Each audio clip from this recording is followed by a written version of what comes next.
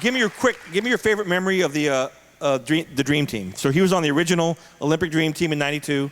What's your favorite? I mean, I heard that you had a scrimmage, one that was like the greatest scrimmage ever. Oh my goodness. They used to, Chuck Daly, our coach, and he's in heaven looking at us now, he used to split the team up, East versus the West. So the East, of course, all the players from the East. So Michael Jordan, the Bulls, Larry Bird, the Celtics, Scottie Pippen, the Bulls. Charles Barkley was with 76ers then.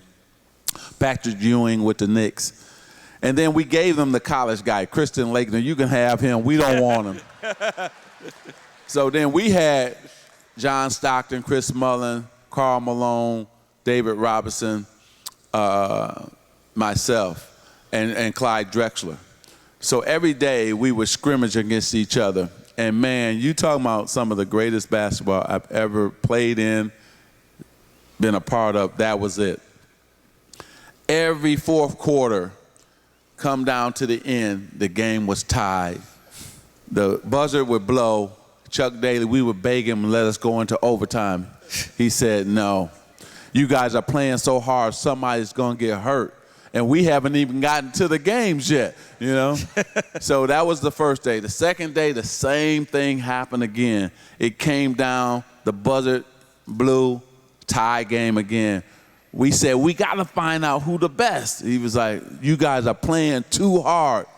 And it was amazing because Michael Jordan would come at Clyde Drexler and score on him with the tongue hanging out, you know? And then Clyde Drexler would come right back at him, or Karl Malone would come back at Patrick Ewing. And I mean, it was just going back and forth, great basketball. And that third day was probably the most amazing day, is because, I got to stand up on this one again. Oh, please, yeah. Right. So we were up, the West was up, right? So we were up like 14, I think it was 14-2. And they had to call a timeout. Timeout! So the biggest two trash talkers that ever played the game was Michael Jordan and Larry Bird. So this time, I'm gonna be a trash talker. I'm gonna get out my element for one time.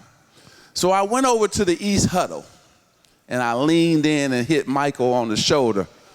I said, Michael, if you keep playing like Michael Jordan and don't turn into Air Jordan, we gonna blow you out. So that bald head starts sweating. And the tongue that's usually out this far, now way out, right? So he broke the huddle, and he looking at me. I'm about to do some work up in here now. So sure enough, he broke the huddle, it was their ball, he got it, came down, shot a three-pointer, good, 14-5, and he looking at me. We come down, miss, Michael come right back down. Shoot another three-pointer, good, 14-8, he looking at me again. We come down, we miss, he get it again, hit another three-pointer, 14-11. And now he's like, okay, MJ. So we used to call each other MJ. He said, I'm about to take it to another level. So this is the greatest, I've been involved in all the greatest shots that's ever been to me in basketball. Okay, the first one, I'm gonna show you this one first. So against Dr. J, we're playing against Dr. J, right? So we cut him off, so he has nowhere to go but to jump out of bounds. He got the big fro. So he jumps out of bounds. We thought he was gonna pass it to the other side, right? But he started walking through air. The fro is going back. He floats all the way to the other side. Remember, he spun it against the glass, and good. We was like, no way he did that. So now, that was the first shot. I said, that's the greatest shot I've ever seen in my life. But now, we in the 91 finals against the Bulls. Michael Jordan go up with the right hand. We should have known something was wrong. the tongue started on the right side. Then he switched the tongue in midair first to the left side. Remember, he brought the ball down, switched hands. We were all on the right side trying to block it, and he switched off the glass and good.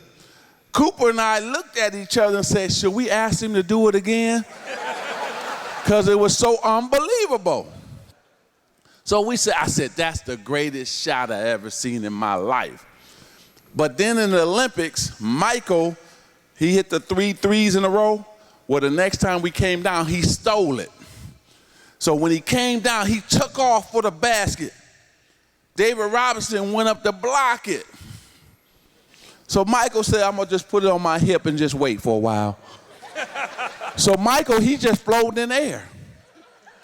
So David Robinson, he started doing this. So when you're doing that, where are you going? Down. Michael's still in the air looking at him. It's almost like he was deciding up in air, what type of shot do I want to shoot? So he hung up in air, spun around, and dunked it 360. That was the greatest shot I've ever seen. So when you think about the Olympics and the Dream Team, I got to throw this to you too. Kobe and them won by 22 points. 22 points. We won by an average of 44 points. Okay.